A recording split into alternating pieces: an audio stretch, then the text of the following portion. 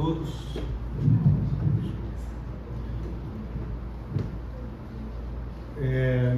Nós vamos dar uma continuidade aqui do capítulo 23 sobre a estranha moral. Nesse capítulo nós temos 3 itens que são assim até bem estranha moral mesmo, tá? Porque vai falar de odiar os pais, abandonar pai, mãe e filhos e deixar aos mortos o cuidado de enterrar seus mortos.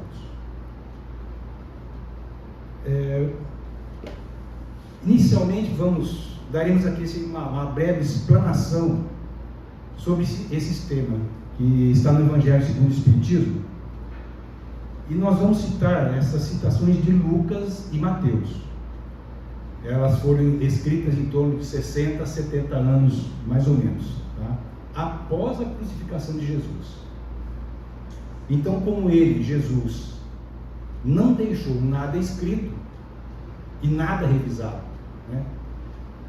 Nós temos que entender que ou não foram ditas por ele, ou terem dado um significado diferente do que ele pronunciou, né? Então, nesse primeiro item, odiar os pais, parece contraditório ele dizer isso, que na nossa linguagem é bem forte. Assim, odiar os pais é bem forte, né? Parece que nós temos que ter, assim, com os nossos pais, assim, biológico ou de criação, um sentimento negativo para com eles. Mas, retornando ao período de Jesus, à época de Jesus, na linguagem dele, que ele falava e o povo entendia, esse significado era amar menos. Amar menos. Palavras estas que eles tinham vários significados, né? Como explica Allan Kardec, no rodapé do capítulo, ele foi procurar o Sr. Pesano, um estudioso dos idiomas grego e hebraico, e na qual Kardec foi buscar com ele, esse especialista, esse significado, e onde ele traduz justamente isso. Odiar significa amar menos. Jesus queria dizer que teria que amar a Deus sobre todas as coisas e ao próximo como a ti mesmo, mais do que nossos parentes, amigos e conhecidos. Então nós temos que fazer do nosso amar menos para com nossas esposas, esposos, filhas, filhos e demais, amar menos e ter um primeiro grau de amor, Deus, posteriormente Jesus. Deus, pela oportunidade de estarmos evoluindo e com Jesus trazendo seus ensinamentos até aqui demonstrados neste que é o Evangelho segundo o Espiritismo, e que ainda é o melhor que nós temos de entendimento. No item citado, onde Lucas, no capítulo 14 a 25 e 27 e 33, ele diz assim: como uma grande massa de povo o seguia, Jesus, voltando-lhe, disse-lhes: se alguém vem a mim e não odeia a seu pai e a sua mãe, a sua mulher, a seus filhos, a seus irmãos e irmãs, mesmo a própria vida, não pode ser meu discípulo. Aquele dentro de vós que não renunciar a tudo que tem, não pode ser meu discípulo. E tem também Mateus, que também no capítulo 10, versículo 37, aquele que ama a seus pais ou a sua mãe mais do que a mim, de mim não é digno. E aquele que ama seu filho ou a sua filha mais do que a mim, de mim não é digno. Nós temos que entender que ele dizia para darmos mais atenção à vida espiritual do que às materiais. É difícil para nós, com certeza ainda é muito difícil, ainda nós estamos bem materialista, né? E esse desapego das coisas materiais é algo que nós estamos evoluindo dentro de nós, dentro do nosso ser, do nosso espírito, né? Só para um entendimento aqui, vamos odiar menos nossos pais, odiar menos nossos cônjuges, odiar menos nossos filhos, etc. Quer dizer, amar menos e amar mais a Deus e amar mais Jesus. Para entendimento assim das palavras, só para assim nós temos uma citação da palavra camelo e um cabo, na qual os cabos, para segurarem os barcos que atracavam, eles eram feitos de pelos de camelo, pois eram resistentes e imersos nas águas não apodreciam, e eram cabos bem grossos para segurar essas embarcações. E nós temos também essa citação no capítulo 16, item 2, onde um jovem dizendo que já tem todos os mandamentos guardados desde que chegou à mocidade. E o que é que lhe falta? Jesus disse: se queres ser perfeito, vai, vende tudo o que tens, dás aos pobres, e terás um tesouro no céu. Depois vem e segue-me. Ouvindo isso, o moço sai todo cabisbaixo, todo tristonho, pois possuía grandes bens. Dizendo então Jesus a seus discípulos: digo-vos em verdade, que bem difícil é que um rico entre no reino de Deus. Ainda vos digo, é mais fácil que um camelo passe pelo buraco da agulha do que entrar um rico no reino dos céus. Então aqui nós temos uma outra citação de uma palavra posteriormente traduzida na alegoria do termo camelo. Passar pelo buraco da agulha, que era uma porta ao lado das enormes portas de Jerusalém, onde os camelos tinham que se agachar para poder adentrar a cidade. Então são palavras que às vezes a gente tem que fazer um entendimento para o nosso dia de hoje, né? Na sequência nós temos também outro item, que é abandonar pai, mãe e filhos. Bem contraditório também, seria levar de forma literal, ao pé da letra, né? Dizeres, pois como na época de Jesus, esses laços eram menos avançados, mais fracas, né, nos povos primitivos, e que foram evoluindo, se desenvolvendo com a sensibilidade do senso moral.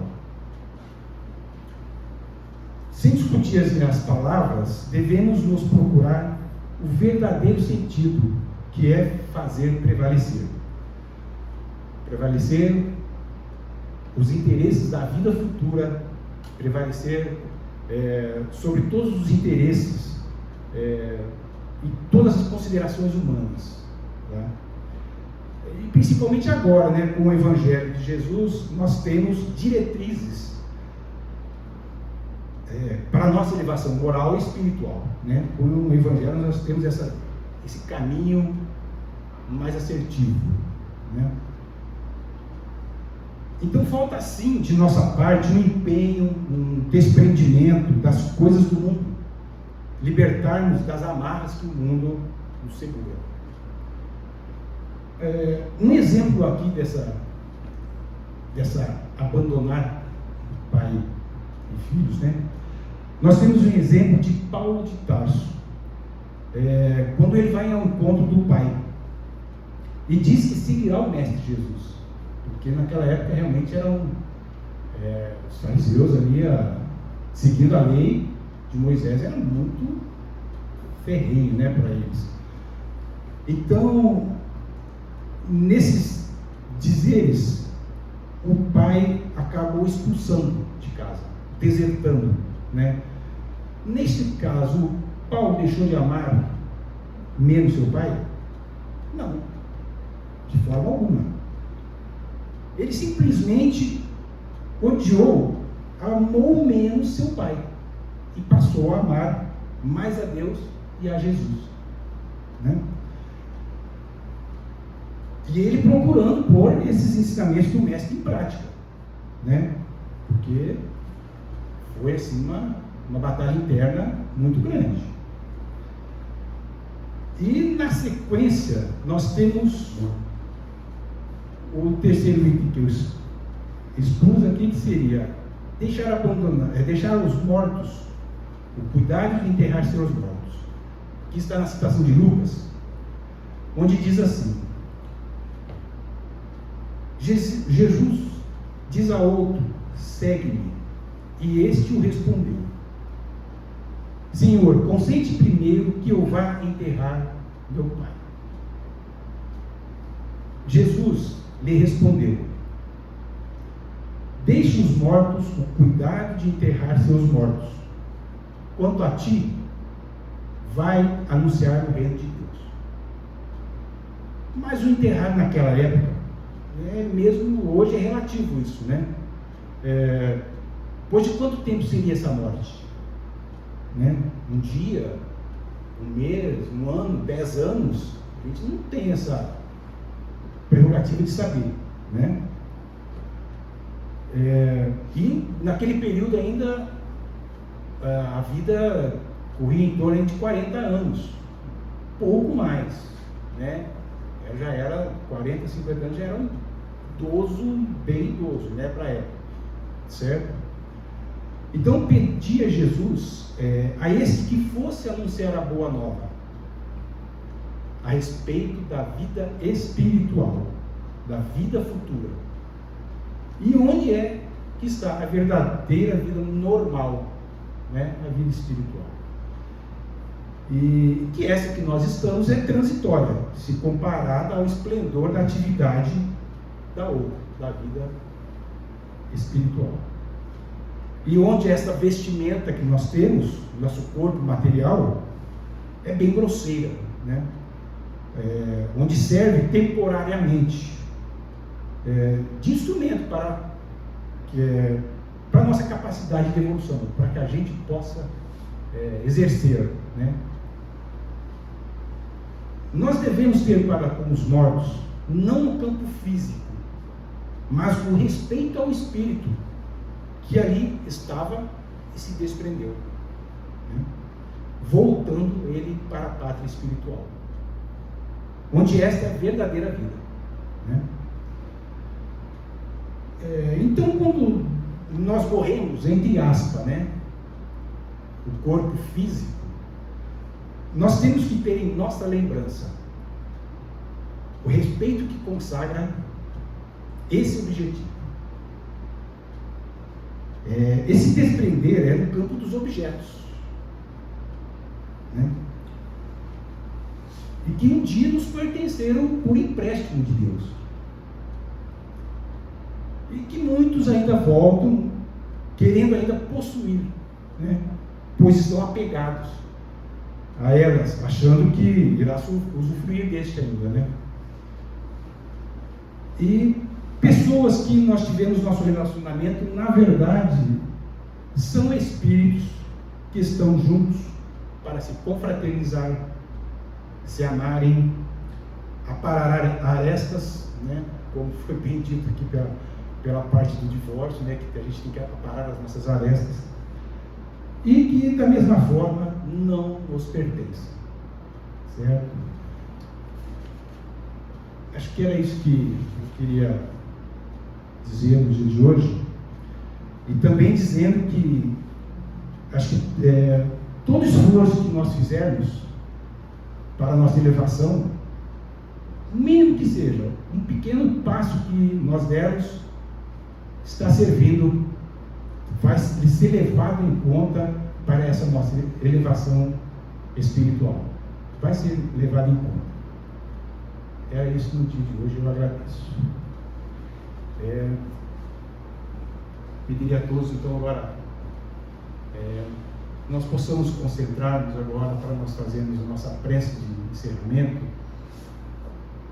e desejar agradecer a Jesus pela oportunidade de estarmos aqui, nos fortalecendo, recebendo em nossos pensamentos, nossos corações, essa energia benéfica de restauração do nosso ser como um todo, espiritual e material. Agradecemos por essa luz, por esse benefício. E que possamos, no decorrer dessa semana, pensarmos e estarmos não só conosco, mas com todos que estivermos em nossa presença e em nossos pensamentos, que todos possam receber esse benefício também. Que assim seja, Senhor.